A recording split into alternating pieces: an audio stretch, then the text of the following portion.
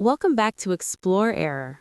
In this video, I will show you how to enable the administrator account in Windows 11 and Windows 10. By default, the administrator account is hidden in Windows 10 and Windows 11, and you need to enable it manually. The process is very simple, and we will use the command prompt to enable the administrator account. Right now, you can see I only have one account here. After enabling it, I will show you how it works. So what you need to do in Windows 10 or Windows 11 is click on the search box and type CMD.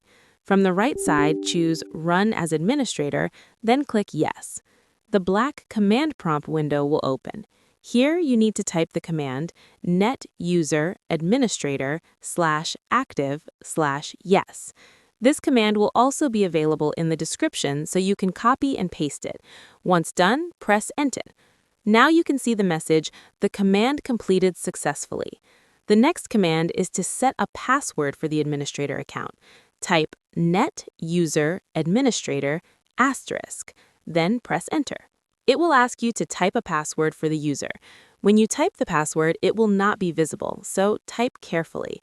After typing the password, press Enter, and then confirm the password by typing it again and pressing Enter.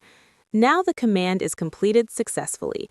If I close this and sign out, you will see on the left corner that the administrator account has been enabled. Click on it and type the same password that we created in command prompt. So that's all for today.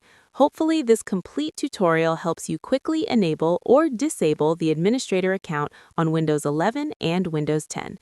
If you found this video helpful, please consider subscribing to the channel, like the video, and let me know if you have any questions.